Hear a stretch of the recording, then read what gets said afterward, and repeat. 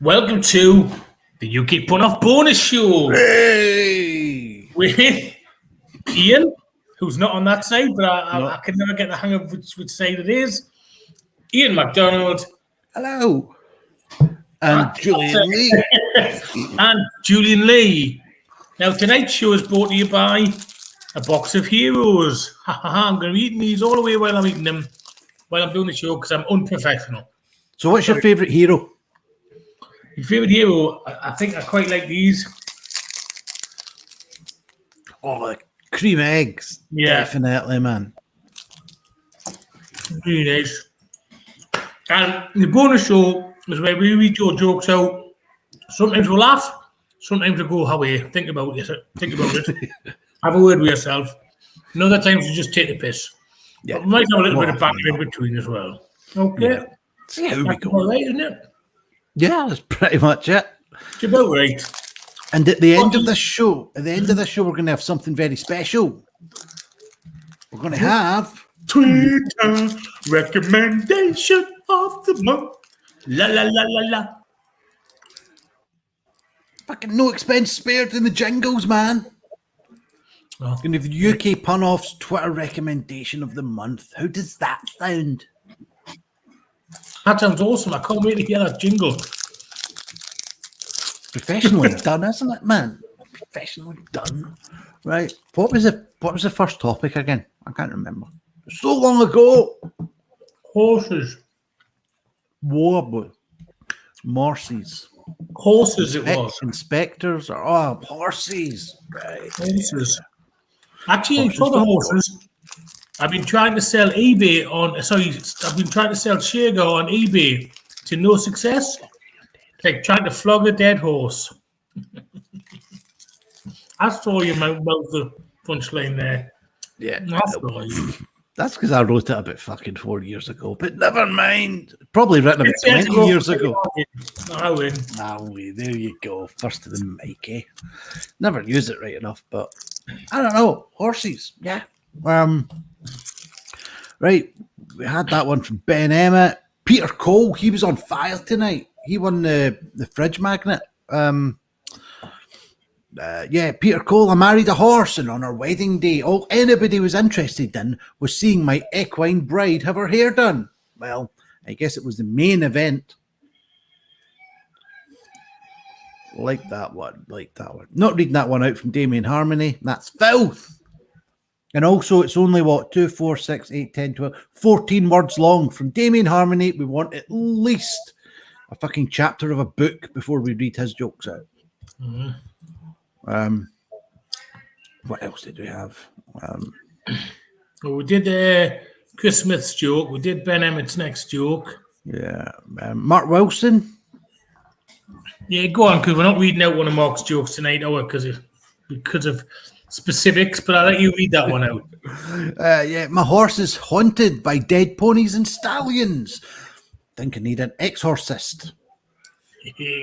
Nice.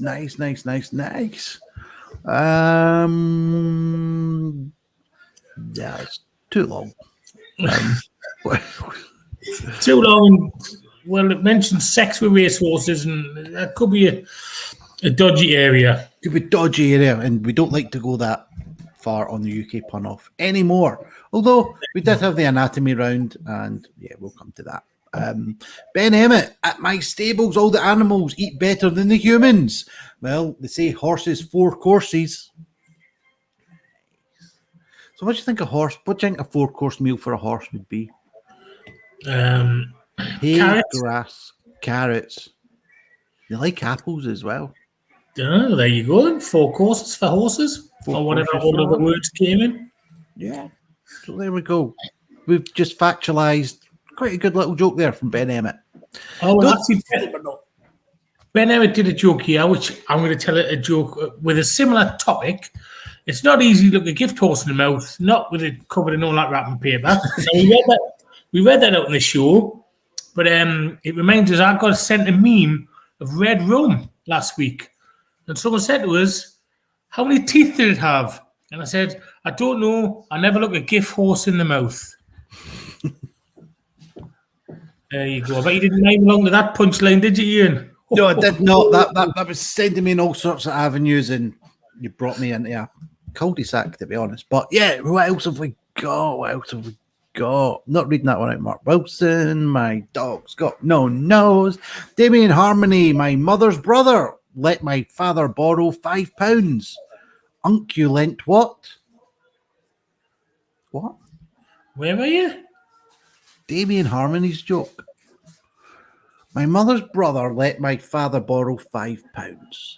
Unculent what? Unculent. That's a word, isn't it? Unculent is a word. It must be. Does that Don't know mean what it means. a horse or something? I don't know. We'll look it up. Unculent. That's what happens when you've got a Latin teacher sending in, isn't it? That's it, exactly. Or a drama teacher, as he is now. Fucking, he's went from a dead language to fucking making people dance. Unculent. Yeah, unculent is a word, but Google doesn't even know what it is, so maybe I just dreamt it as well. I don't know. But cheers for keeping it under 500 paragraphs, Damien. There's Ben Emmett's joke. It means vocative masculine singular. Vocative masculine in the singular. Whatever that means. Vocative. Well, yeah, if you're unculent, you're voculent, like fucking projecting. A man projecting in the single. What the fuck's that got to do with horses, man? I don't know. Did they win the Kentucky Derby in '87? I don't know. Unculent, ridden by Chad Jones. Who knows? Maybe he did. Maybe he did. Peter Cole. See this horse-drawn two-wheeled vehicle? Well, at night, I use it to carry around books about one of the great French philosophers. But by sunrise, I use it to carry indigestion tablets. René Descartes? No, Voltaire. Very cultured. Nice. I'll pretend I know what it meant. I like jokes about boobs and willies. Not reading that Lord of the Rings joke out because... We read it out on the show. Did we? Yeah. That's why it passed over me as well. I've never seen Lord of the Rings. I've seen bits of it with my son and with Jonesy. She likes that kind of nonsense. To be honest, I quite like that kind of nonsense as well, but I've never seen that. Because it's all kind of like mystical dragons and fucking swords and fucking things and forests and all that, isn't it? Or is it? I don't know. I've never heard it described so beautifully. All kinds of like fucking swords and fucking dragons and fucking like. Maybe it is. I don't know. It could be about some sort of dystopian future. Who knows? But I've never seen it because it's about 17 hours long, I think, man. When you started describing it, I wasn't sure what you were saying. I'm saying, what's he talking about? Hey! JRRRRR. Right, I think that's... Do you know that Bilbo Baggins is dead? Is he not? Or... No, I didn't, Julian. I read his Hobbit-chewy this morning. The Hobbit-chewy column. Yeah. Well, that was the end of horses, by the way. Yeah, that was a good little round. It was. I was going to say, wasn't it Kat that won that? But I think she won fucking every single round, didn't she? Kat won that, yes. I think she won 3. Zachary won 1, and Richard won. Oh, Richard got half. No, Richard won 1.5. 1.5. Kat won 2.5. Zach won 1, and I don't know what happened to the other guy who was punning. Yeah, he was screwed out because of a great little niche joke. For someone that wasn't even watching tonight, I think this must be the first time that Stevie Vegas hasn't watched, or at least contributed. Oh, yeah. Maybe he's busy.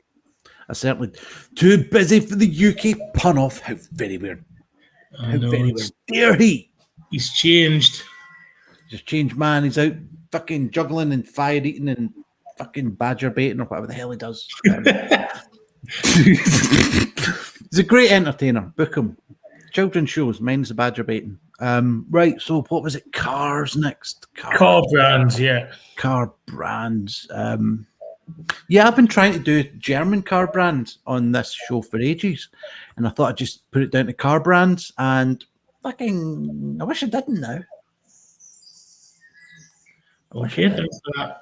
I like my Alfa Romeo joke, but you've got to say it right, man. Here's one from Peter Cole. What would you recommend? He's at the car lot, by the way. What would you recommend? That Mercedes Benz. Does it? Craig, you don't want that one then. Actually, this reminds me of a joke I wrote, obviously, because I like to drop my jokes in as much as possible. Guy goes into a Volkswagen showroom in Newcastle. He says, I'd like a Volkswagen Tiguan. He says, sorry, mate, I've written this.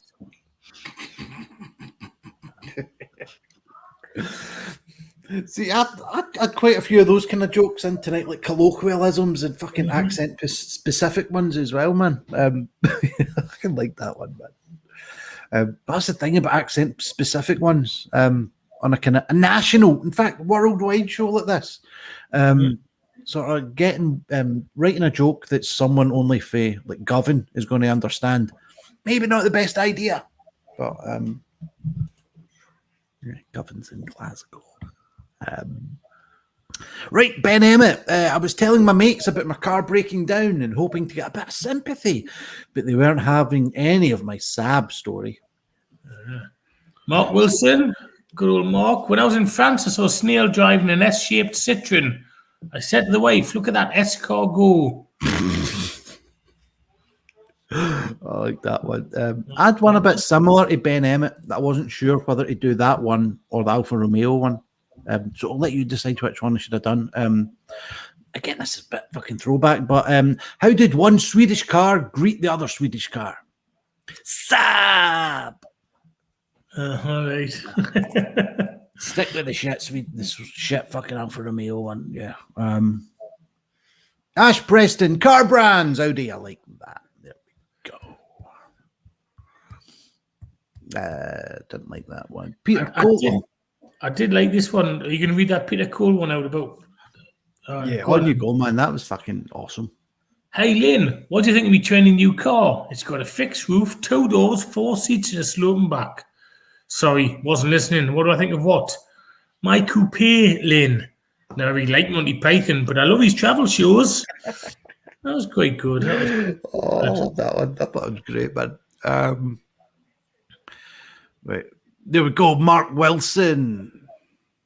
No, are we reading it out? No, we're not reading it out. Well, as it's one of Richard's. It's his Peshwari Nan joke, basically. Yeah, it's one of Richard's jokes, so we're not going to read it out. Serviette Union joke. It's one of those ones for him, which he was banned from telling on this show because we told him we're going to do car brands, but Richard, you're not allowed to do that joke. I saw that message. I didn't even know what it meant. So yeah, the scantily clad sheep and all that. Right. Ben Emmett sent one here. I once asked some car enthusiasts which was a favourite Ford. It was a Focus Coupe. Gareth George asked a group of BMW drivers how they feel about being stereotyped as bad drivers, left without any indication, which cut me up badly. I think Kat did a kind of similar one about Audis. Yeah. I think Audis and BMWs are renowned for not indicating, aren't they? That's the sort of the hack joke. It's kind of stereotype, isn't it? But again, all stereotypes are sort of founded in some sort of truth. And yeah, they don't. Anyway, Chris Smith, where do VWs go when they get old? The old Vauxhall. Nice. Damien Harmony, I love racing in high heels and a frock. Drag racing. That's one. There's Peter Cole's one again. I'm not reading that one from Rory Jones. Which one? The Flintstones one? No, the luxury car one. I like the Flintstones one. I know it was read in the show, but I'm going to read it again. The Flintstones have been charged with child cruelty after they were caught skimming pebbles across a lake. Although I've just realised that's nothing to do with cars. That's the next topic, isn't it? Cartoons. You've Cat Molinari'd it. That's going to be a new thing for the UK pun-off because Zachary Bryant got a little bit of Nathan Ramsden locking in. Right. So this is going to be the Cat Molinari when you read a joke from a different topic. But still winning anyway because the jokes are so fucking good. Yeah, so Kat, well done. You've been is immortalised the right word in UK pun off. It is now. It is now. It is now. It's not as if this is anyway. Yeah, so we're on to cartoons now. Ben Emmett, personally, I find SpongeBob SquarePants to be quite self-absorbed. All right. Gareth George, stealing Wile E. Coyote's Roadrunner trap was one of my bolder moves. Me. I used to hate the Roadrunner, hate him. Smug little prick. So was it nothing to do with the kind of me? Was it more the kind of the sort of self-satisfaction of when Wile E. Coyote kabooms and he's just like, fucking. It's a bit. He's a bit Cristiano Ronaldo of the kind of cartoon world. Oh, I like Ronaldo, so again, no, I like Ronaldo as well, but I mean, fucking, he knows what he knows what he's doing, and he knows how to flaunt it, as it were. Again, fucking Venn diagrams.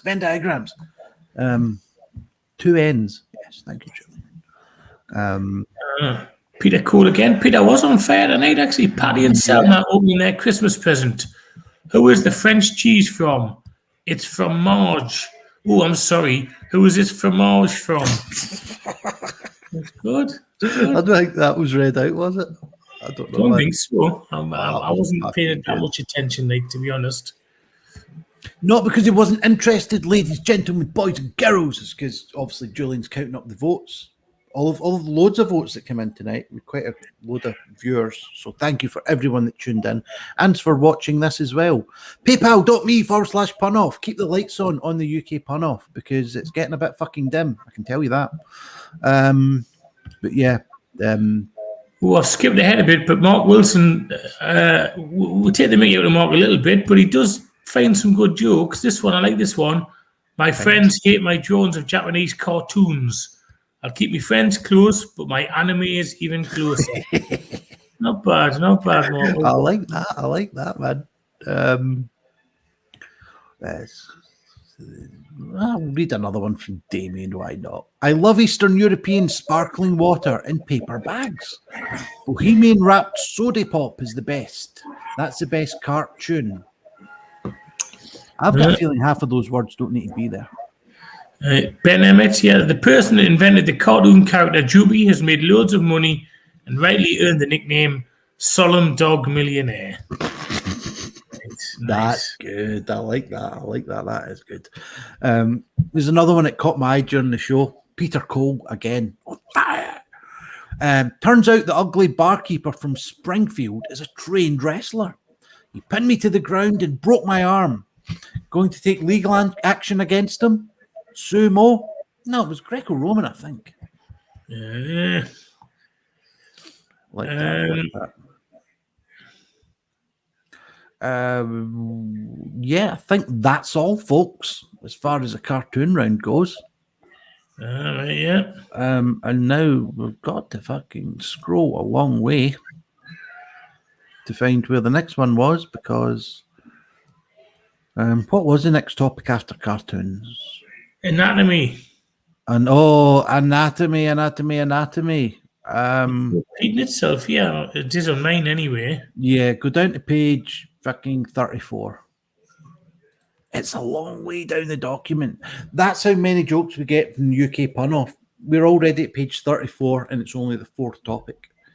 Some fantastic stuff that you send in.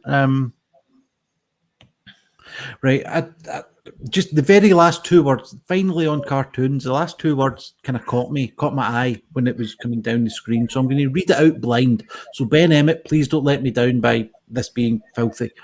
Manchester City have launched their own Venn diagram. Manchester City have launched their own cartoon, which is based on a classic kids show.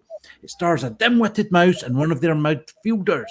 It's called Pinky and De Bruyne. Hey. Brian. I used to like that, I've got to be honest. I used to like that show.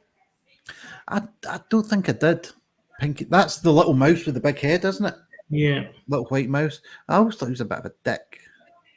Maybe not smug like the Roadrunner, but just a bit kind of fucking conceited. Yeah.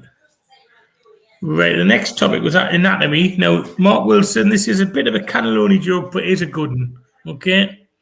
I'm in trouble with the wife. We were in bed, and she asked what I'd like to do most with her body. Apparently, identify it wasn't the right answer. Wasn't the right answer, love. Wasn't the right answer. Recommend the veal. I like that one from Ben Emmett. I'm excellent at the wheelbarrow race. I always win. Hands down. Good lad. Yeah, that's a good one. That was good. I like this. Ian Bowden. The boy kneecap was getting teased by his sister. So he turned to his dad and said, Pa, tell her. That's two patella jokes in one show, I think. There was another one did a patella joke, I'm sure. Yeah, I think we did. And if I was going to do a fourth one, then there would have been another one. Right. But I didn't. Highbrow joke from Murray Jones there. My wife was annoyed at me for my comment about the size of her vagina. Can't believe I put my foot in it. Lovely stuff. Peter Cole, the brain surgeon at my hospital, has arthritis, so he can no longer deal with big, heavy brains and now only operates on patients who are lightheaded. Nice. What else do we got?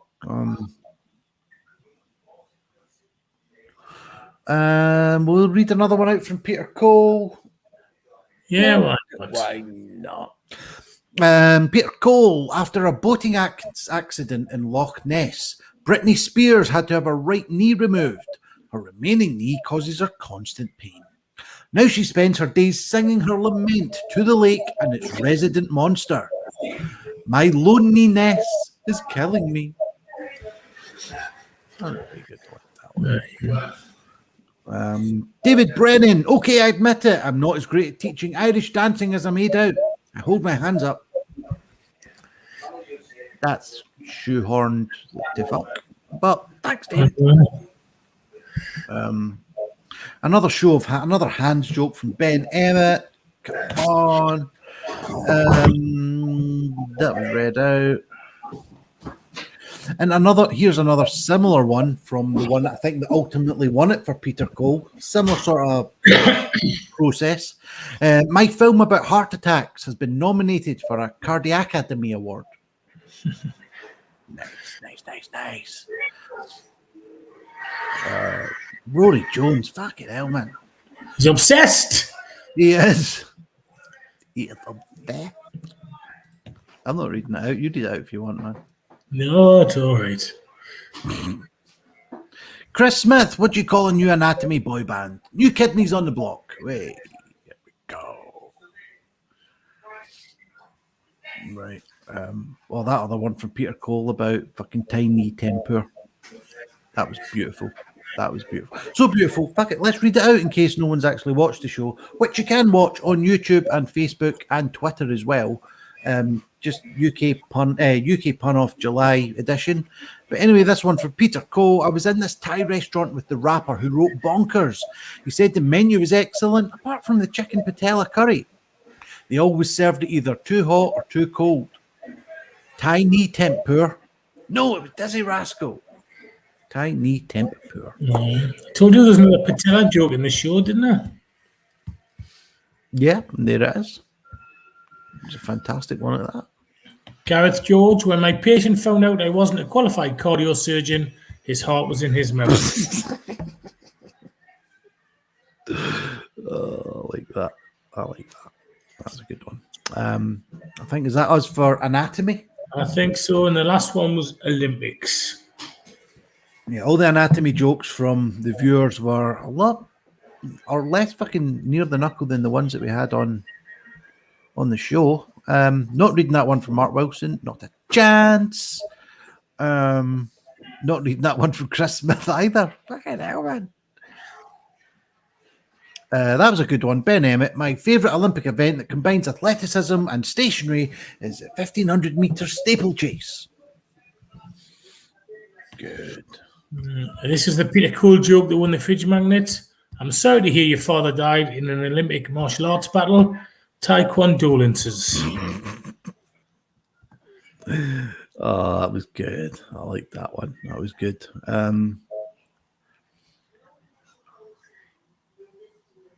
Yeah, Rory Jones. I had to have a little double read at that. But yeah, I'm getting a pacemaker. There's nothing wrong with my heart. I just want a Kenyan middle distance runner. And he put a nice little emoji as well. Right, what else we got? Peter Cole, I came first in the annoying Olympics. I won a gold medal. Great stuff, great stuff. Paul Eccleston. Yeah. I once ran an Olympic marathon with a dollop of mayonnaise in my beard and ended up in hospital with exhaustion. Oh, come on, what are you doing? Are you thinking about how many more cream eggs you can stuff in your face, Julian? That was fucking great joke. No, I read it before. It was good. Have you? All right. Fine then. But getting withdrawal symptoms, grumpy chops, we are fucking Cadbury's heroes, man. I've got some chicken breast over there. I've got my eye on as well. It's supposed to be baked tomorrow, but it's got garlic in it, and I think tactically I should eat it tonight rather than sting out the office. Sodom, man. They should all be wearing face masks anyway. Shouldn't be able to smell a thing. Gareth George, it's great being an athlete and a kleptomaniac because win or lose, I take the podium. Yeah. Nice. There's another Gareth George one. Yeah, I've heard that the Star Wars team has penned a script for a Sith Lord played by a knighted Olympic cyclist, but he's struggling to grip his lightsaber. Rumored high Darth writers, no carpal tunnel syndrome. Mr. George. Oh, that was good. Oh, Gareth has a few good ones tonight. I like that.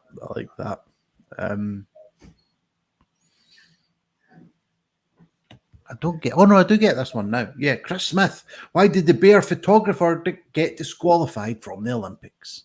He took Polaroids.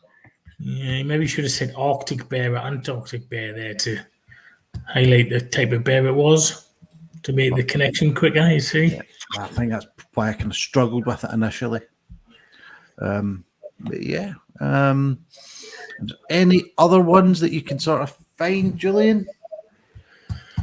No, I think that's about it. I think that is about it. Yeah, well, it was a good show tonight, man.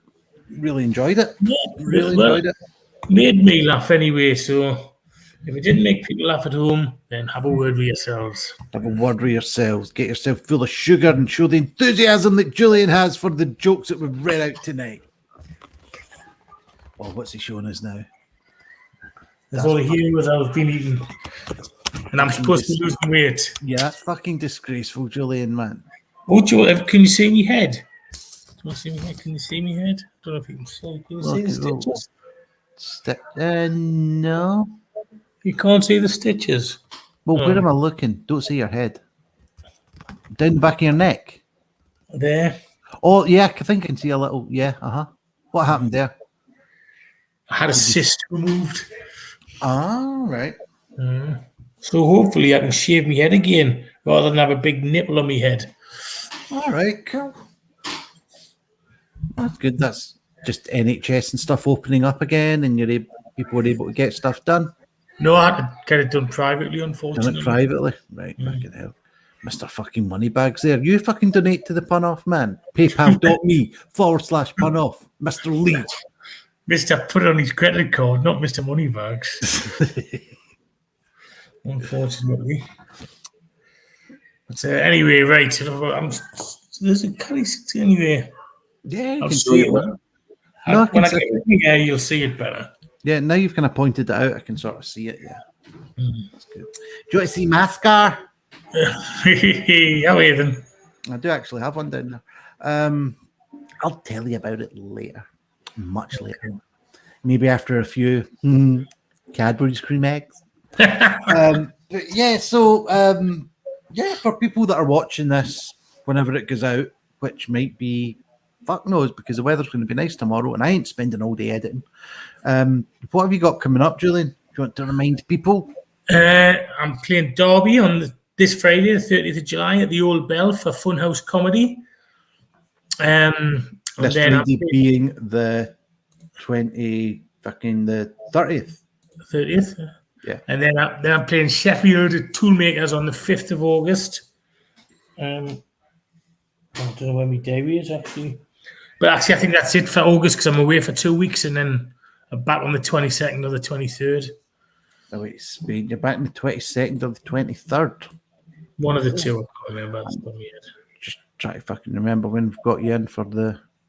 Sorry, not until the 24th. So you got a day off.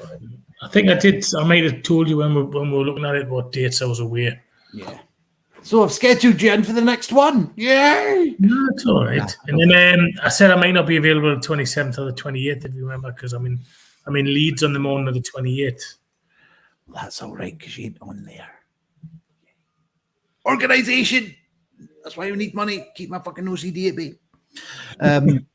But yeah, so we've got from the 22nd to the 29th, the UK Pun Off, all the way through 8 days via the free festival online. It's just going to be the same way that you watch it, apart from there's going to be a little free festival fucking sticker thing in the corner.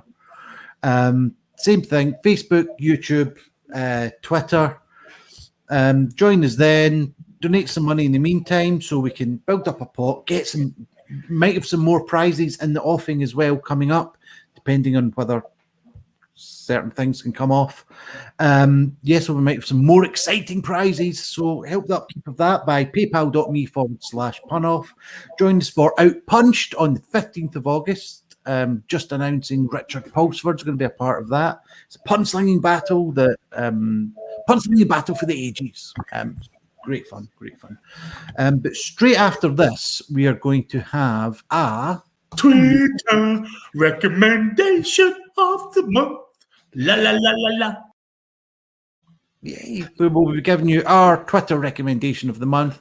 Someone to follow on social media that's made us laugh over the past month, maybe featuring a few of their jokes.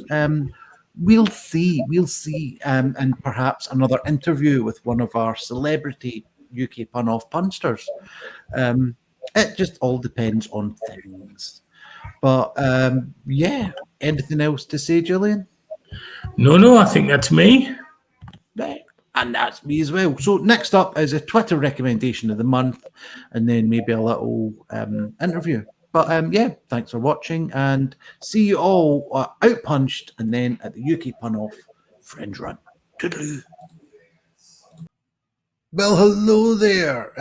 Yeah, as promised before, we're going to give you our Twitter recommendation of the month, or as is more eloquently said, Twitter recommendation of the month. La la la la la. My son absolutely loves that. He sings that all the time around the house, honestly, genuinely does. He says, will you play the Twitter thing? And yeah, it's only 5. But yeah, this month is Gareth George, Grown Man. We've been looking through some of his sort of tweets recently, and he's sent some brilliant stuff in on the Pun Off show as well, as we've just heard on the bonus show. But yeah, give him a follow at Grown Man, as in GROAN Man 2020, at Grown Man 2020. That's Gareth George. He's got some absolutely fantastic puns. When I cheated on my last girlfriend, she went mad and glued my eyes shut while I slept. I've not seen anyone else since. That really did sort of tickle my fancy. My wife demanded to know why the letters MILF and S were worn off on my laptop. I told her I really like films. He's a regular on the Lunch Pun, the Lunch McPun face. He's an absolutely fantastic joke writer. Again, as was evidenced in the July edition of the UK Pun Off. So that is Gareth George, Grown Man, which is at Grown Man 2020. And that is our Twitter recommendation of the month. La la la la la. So thank you very much for watching the UK Pun Off, for watching the Pun Off bonus show, as well as our Twitter recommendation of the month.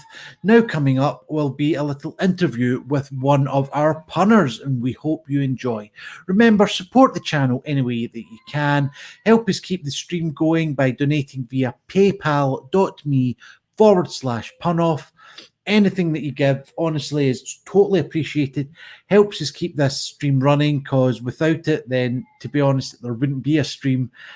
So, yeah, paypal.me/punoff.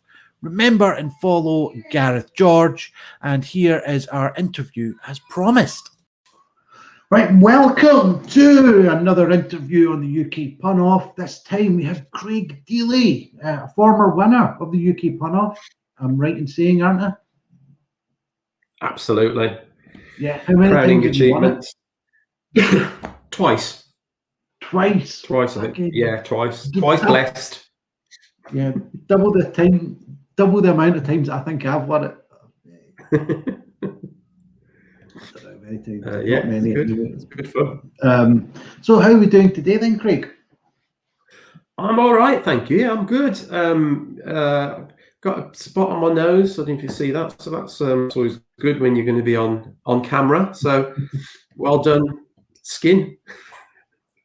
Yeah, is that all? Well, we might get onto that in a little bit. But is that all the makeup that you apply for a certain YouTube series that you do, or?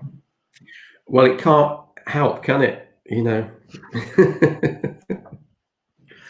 I think it's just one of those things. I've just got sensitive skin, Iain. That's the problem. That's it. Yeah.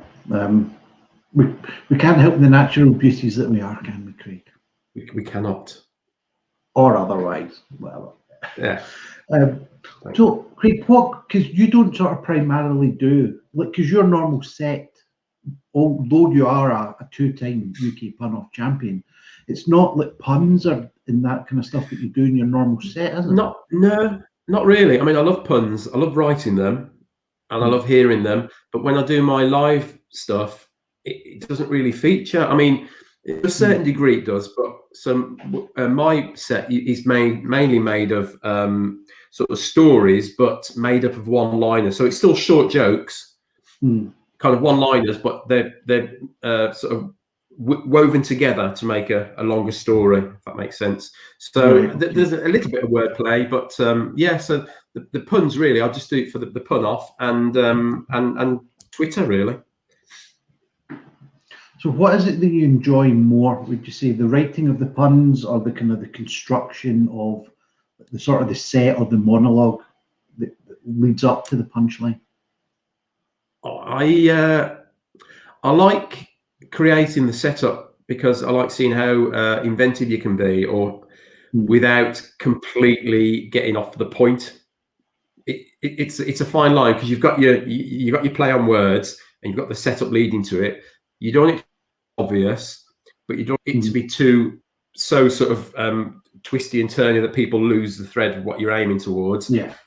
So it's trying to see how funny you can be in the build up, and then hope that the payoff is as funny. Yeah. So I like all aspects of it, really, but I enjoy the challenge of writing it up to a pun. Yeah. Yeah. Nice. So how long is it that you've been doing stand-up comedy?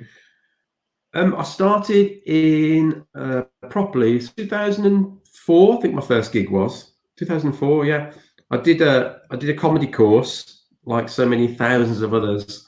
A comedy course in 2003, 2004 in Birmingham, run by James Cook, local comedian, and Janice, who is Miss Barbara Nice. You might have seen her on Britain's Got Talent. Yeah. So they used to run this comedy course, and I saw it advertised, and I was just fascinated, and I thought, I wonder what they teach you. So I went along, did it, and really enjoyed it, and learned a lot. And the end was a showcase for the public. We had to perform 7 minutes, I think it was, for the public. And I thought to myself, if that goes well, then I'll start booking gigs, and it did. It went really well. I started doing open spots, and then about 6 months later, I got my first paid gig. So yeah, it's great. Yeah, that's how I got into it. Yeah, I'd always been comedy as long as I can remember. I've always loved comedy from watching Laurel and Hardy when I was little with my granddad, on a Saturday morning, for example, right through to, as a teenager, I was obsessed with Victoria Wood and French and Saunders. I've always tended to favour, generally, female comics over male comics, because I just found the way that they constructed jokes and the humour was different to anything I'd seen on mainstream TV at the time, like in the 80s, which was predominantly late 70s as well, predominantly dominated by male comedians, and I just liked the different spin that female comics put on things, and it just struck a chord with me. So and I'd always sort of written little things. I used to draw comics when I was little, and when I was at university, I had my own show on the university radio, and I used to write little skits. So that would have been heard by 2s and 3s of people across the campus. So that's where it started, really. So you always had kind of sort of like a comedy background, sort of watching and listening, and sort of like kind of like writing and that sort of stuff.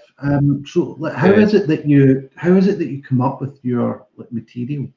Have you any sort of way that you reference or anything like that? I mean, it depends what sort of material. Like if it's puns, for example, I'll start with I mishear things a lot. My peripheral hearing isn't great, and also I don't concentrate very, very much, and so I mishear things a lot. And so sometimes what you mishear, obviously, often funnier than what you should have heard. So you can use that as a landing point, or else just taking regular sayings or phrases or regular situations and giving them a little twist, and then working backwards away from it to create the setup to it. So that's another way that I'll do it. So twisting famous sayings by doing reversing the letters, like a spoonerism, for example, or just a word that sounds similar in the punchline. Or I just listen. I listen to chatting, or friends, or I listen to if I listen to the radio or watch TV, and people are speaking, I sometimes try and jump in before they finish what they're saying, my own little punchline, to see if that would work. Or if I think what they're saying is going a particular way, I think to myself, what would happen if I went this way and ended that phrase with this word? So I'll do it like that as well. Or watch the news. Just, the news at the moment, as depressing as it's been over the last year, actually you can find humour in it. So I use the news quite a lot. Yeah. So you're the sort of guy at family gatherings, sitting in the corner with a little notepad and pen, sort of. Yeah, I've always got just said a cracker. Well, Auntie Jean features in my live set actually a couple of times. But I've always got my phone on me, so I'm always making notes, like voice memos, or making written notes on my phone. Yeah. Or I'll just be walking. I'm always talking to myself as well. So I'm always mouthing things to myself, and my partner has noticed it, and he says, "You're talking to yourself, don't you?" I said, "Yeah, I know I am. I'm actually mouthing words to myself, practicing a little punchline or a little sentence. So it's it's not that I'm mad. It's just I'm doing it for a reason." But if you didn't know mad, that's not why. Yeah. For other reasons, yeah. So I suppose that's a kind of different thing, because I suppose you'll sort of see it as well in that a written gag is a lot different from an audio gag. So do you find that Really helps sort of mouthing it out and sort of sounding it out, even if you're on a packed train or sitting having dinner or whatever type thing, that sort of helps? Absolutely, sort of formulate the gag? It does. Excuse me. Yeah, it does. Sometimes you'll write something down. You'll think, oh, you'll think, oh, that's a great punchline. I'm a comedy genius. And when you say it aloud to yourself, you think that doesn't work at all, read aloud. So sometimes, like I test jokes out on Twitter, sometimes for the purpose of trying to put stuff in my set. Sometimes just because I like writing jokes, I'll just put them on and nothing will happen with them. I'll just leave them out there. And the ones that I leave out there tend to be often ones that work only written down. I've tried I've tried at New Material Gigs to do everything I do on Twitter as a live gig, sorry, as a spoken joke, and they don't always work. So it's true. They're two completely different animals, but I like having both of them as pets. Absolutely. Yeah, I mean, they are very sort of different sort of like techniques that you have to sort of like kind of prepare for as well, whether doing live or like written down or whatever. But when you're doing your live stuff, is there any way that you sort of memorize? Because obviously doing one-liners and puns, even if you're doing a sort of a story-based kind of interspersed kind of one-liners and things, you have to have some sort of decent memory for it. Have you got any sort of technique that you use to aid you? Or yeah, for me, it's because I'm very old now and my memory's going, but then I've never had a very good memory, apart from for really stupid trivia. That's why I'm quite good at quizzes. I remember stupid trivia like from the 70s and 80s and 90s, but when it comes to important things, I can't always remember. So for me, it's all about visualizing it. I have to try and create a little play in my head. It's how I used to revise, like for my A levels, for example. I used to create little plays in my head to remember facts. So I do pretty much the same thing with my set. When I did my first proper hour-long show about 4 years ago now. I worked out there was over 100 jokes because it was pretty much all one-liners. Over 100 jokes, and I thought I'll never remember it, but I did, because they're either part of a story, part of a narrative that logically leads to the next bit, and I do that on purpose so that it helps me to remember. So in my head, I've got an overall sort of a storyboard of pictures in my head, and I know that this bit where, for example, we're talking about my neighbour. If I'm talking about my neighbour and I'm talking about a dog, say, I'll picture my neighbour looking over the fence and the dog, so I know that those two things are linked. So it's trying to create this little play going on in my head. It doesn't need to be directly about the topic of the joke. It just needs to be a trigger that makes me think of, so if it's about a joke about drugs and about music, then it might be that this little scenario is set in a nightclub with people taking drugs and people dancing. So all those things are going on at the same time, and I can make the link in my head. Right, yeah. Nice. That's a really interesting way of doing it, just sort of like visualizing it and then being able to sort of pick the little bits that lead you on in your story and your jokes and stuff like that. Exactly, yeah. Nice one. So what would you say? Sometimes the little DVD in my head does jam. It skips a couple of times. It does skip a couple, yeah. Sometimes it cuts to the end, or rewinds, yeah. But generally, touch wood, that works. I mean, look, that's the kind of thing. It's whatever works for yourself. I mean, there's a whole load of different kind of techniques that people use that sort of help them memorize or help them. Some people just, I mean, who is it? I think it's Joan Rivers. She just basically has a whole thing laid out right in front of her. I think there's been pictures of that, but that's the thing. It's like whatever works for yourself and sort of gets you from A to B in your gag sort of thing. Whether you're doing, I suppose it's whether you're doing 5 minutes, an hour, or whatever. So what would you say then, Craig, would be the best gig, or your most fondly remembered gig anyway that you performed? I think from an emotional point of view, probably the gig that I did after I finished my course, because that was the first time I'd done stand-up in public, and it was to a packed little theatre. I mean, there's only 80 people, but it was packed out, and everyone's willing you to do well, and it's just the rush after I'd done it, and it worked really well, and everyone enjoyed it. I enjoyed it. I didn't forget anything. So emotionally, that was my best gig. But then over the years, it's hard to pick any out really. But I like the first time I once got an encore. Right, that doesn't happen very often. Like I think it's happened twice in my comedy career. I got an encore from a packed out room. I finished my set.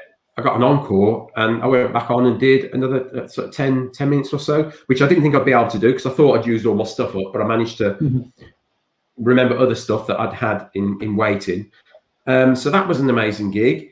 I think last year I did some tour support for Paul Sid, and so the first gig I did as part of that tour support was amazing as well. It was again a packed out room. There's like 300 odd people in, so it wasn't a huge like arena tour. It was medium sized gigs, but they all sold out, and the ones that I did were all sold out.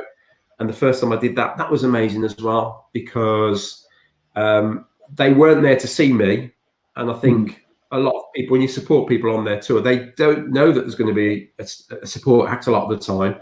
So if you can do well with an audience not there to see you, again, it's a great feeling. So that actually was quite significant for me as well.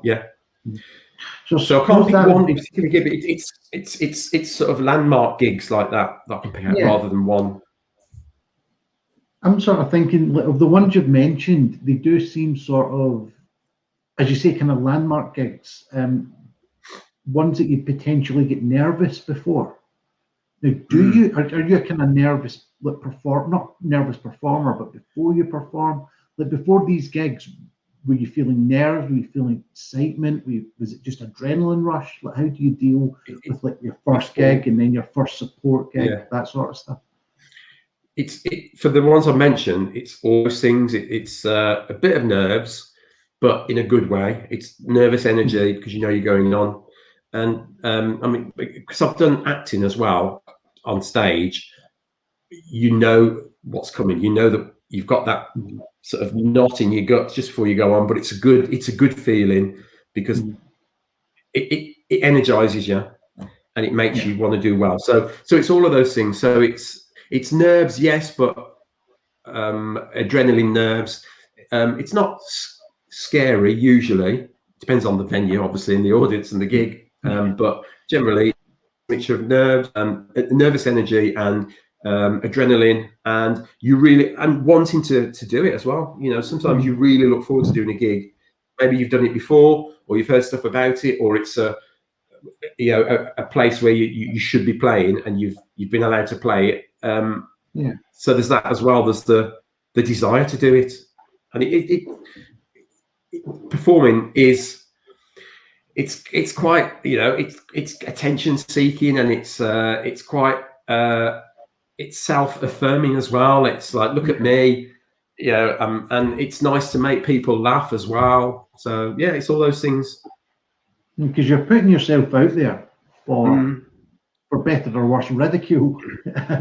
You're wanting and it's like the difference between you know doing your stand-up and doing a play is generally you haven't written the play, you're just acting in it. So if the play is not very good, it's not your fault, but you've written your own script for your stand-up, so you've only yourself to blame. You only yourself to blame, absolutely. Generally.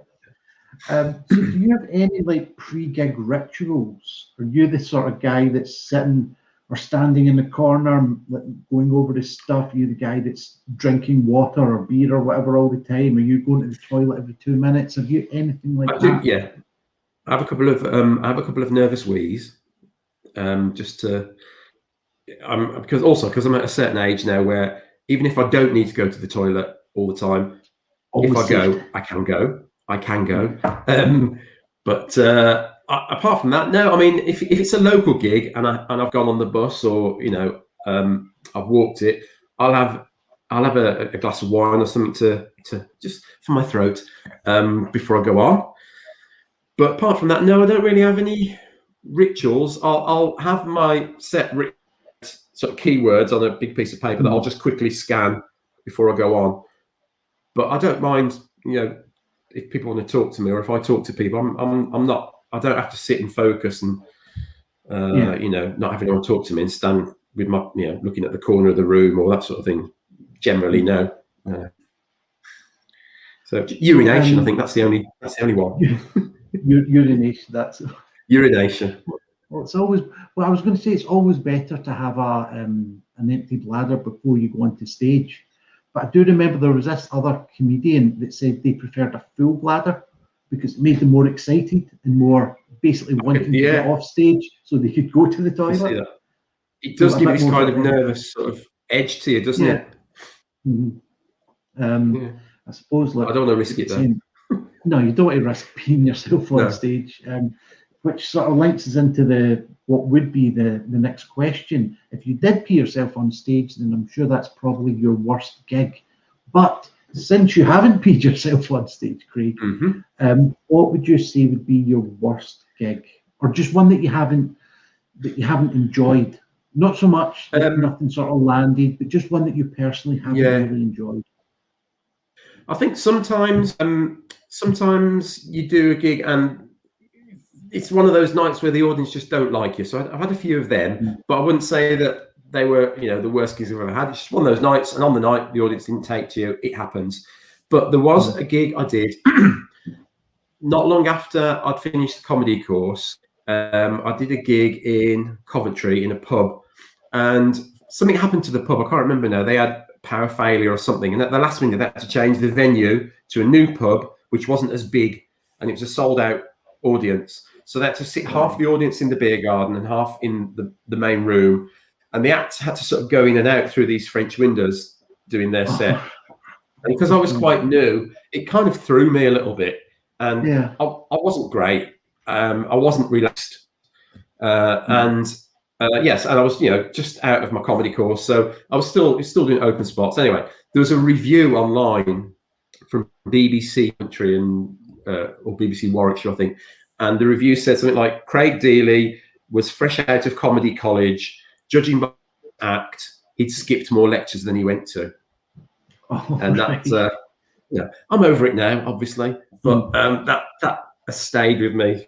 And that was like 14 years ago, something like that, 15 years ago. Yes. But that's, so things horrible. like that, like kind of like negative reviews or whatever, because obviously if you're just starting out and someone's sort of like bashing you basically, then that's going to sort of sit with you. But as we know, it's all part of the show. So do those kind of things affect you? Are you bothered about reviews, or are you only bothered about the good ones and not the bad ones, or how do you sort of weigh up the reviews? Yeah, I mean, I think you can't help but be bothered by bad ones, but I don't look at them anymore really, unless they're accidental. Luckily, I haven't had that many bad ones. I've had a few where I failed to raise a titter, and that sort of thing. So I mean, I don't purposely look at them. But Sarah Millican has got this thing called the Millican's Law, which is well known amongst comedians now, called Millican's Law. And it's basically whether you have a good gig or a really bad gig, you have to get over it by 11 o'clock the next morning and move on. So you can, wallow in it, whether it's good or bad, wallow in it, feel sorry for yourself, feel great about yourself. But then by 11 o'clock the next day, just move on because everyone else will have done. Absolutely, that's something that I adhere to. It's a great piece of advice. Yeah, absolutely, and that's the kind of I've said that to so many people. Like especially if they've had a bad gig or if they've been a bit too cocky about having a good gig, it's Millican's Law. You've got to 11 o'clock tomorrow morning to feel how you're feeling, and then it's a new day. It's a new, as you said, you should be over it because let's face it, the audience are over it. Exactly. So, just kind of get on with it. I think that is. I'm so glad that other people are aware of that and that information is getting out there, because I think that's a really, it's the sagest piece of advice that I've ever heard. Because it's true. I think it was on a podcast that I'd heard her saying it originally, and I don't know if I was going through a series of bad gigs, or some would say I've never even went through a series of good gigs, but that's beside the point. But it was just, but it definitely resonated with me that hey, other people are over it. You should probably be over it as well. So just kind of like wrapping up a little bit.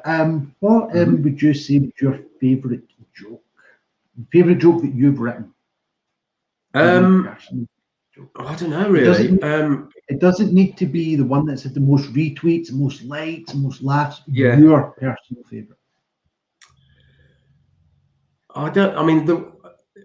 Because you've sort of, I don't have a high turnover of jokes in myself. I don't change my set that regularly, but there has been, when I look back at old notes from years and years ago, there have been jokes that I don't use anymore. But there's one that I use at the moment that seems to get a good reaction. Well, there's two actually, two kind of punny jokes, and one of them is that apparently this was a local story. A man was tragically crushed by a red lorry, then a yellow lorry, then a red lorry, then a yellow lorry. And the tell the family, and they said, look, there's no easy way to say this. So that one usually gets quite a good reaction. And then what's the other one? Oh yeah, a lion opened a wardrobe going to an Irish bar. The barman says, I'm serving Narnia. So that is the level really that I'm working at. So this gets good reaction as well, and it's not the best joke, and I'm sure there are variations on Narnia jokes, but that was one that I wrote, and I'm very happy with it. And it's silly, but it always gets good reaction, and I like it. Yeah, and it got quite a lot of retweets. So always helps. Doesn't it? Always helps with the followers. Don't know what followers gets you, but it's always nice seeing the numbers going up. Exactly. So what would you say is a favourite joke, or one of your favourite jokes that isn't yours, one that you've heard elsewhere? I mean, there's a routine that Jo Enright does, because she was one of the first sort of Brummy female comics I remember seeing years ago, and she does this whole routine about growing up in Birmingham, and there's a character. So it's not a joke in particular; it's a routine that she did about sitting on the back of the bus when you're a school kid. So it's things like that. But I remember the first time I saw Gary Delaney live, I was an open spot, and he was either opening or closing. And again, it was just a throwaway little joke of his, but all of his jokes are gold. For him, it's just like a throwaway joke. Yeah. But it always stuck with me, and it just tickled me for a long time after the gig. And the joke was, he just comes on, he goes, Winnie the Pooh, probably the most vindictive chapter in Nelson Mandela's autobiography.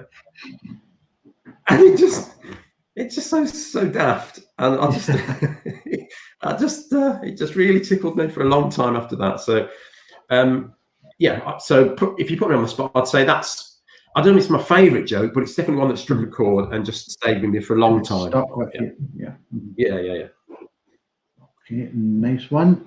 Well, I think on that note, we will say thank you very much, Craig Deeley, for joining us on. Thank you for having me. It's been great talking about myself for half an hour. So thank you very much.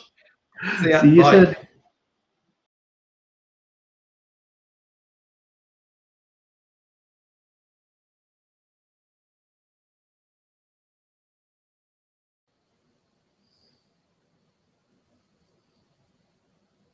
Takeaway. Absolutely. Laziness. Oh, favorite actor. I don't watch enough stuff. Favorite actor. This shouldn't be a hard question, should it? It should be quite straightforward. Favorite actor. 3 days later. Bruce Willis, because of that joke. Served me well. Train. I don't mind a train. Analog. Classic rock. I'm a huge fan. I'm going to anger a lot of people and say neither. I've seen some Star Wars. I've never watched Harry Potter. I'm not a huge fan of both. Yeah.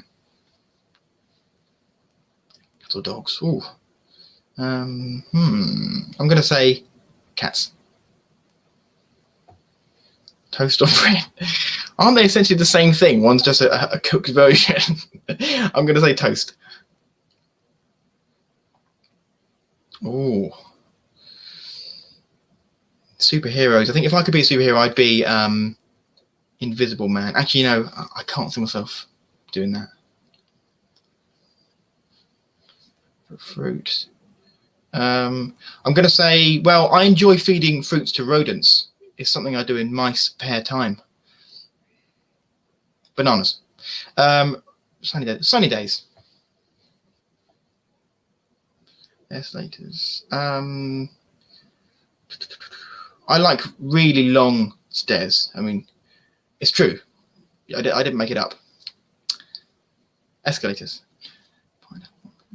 Absolutely. I detest the idea that it's some ridiculous thing to have a pineapple on pizza. No, it goes well.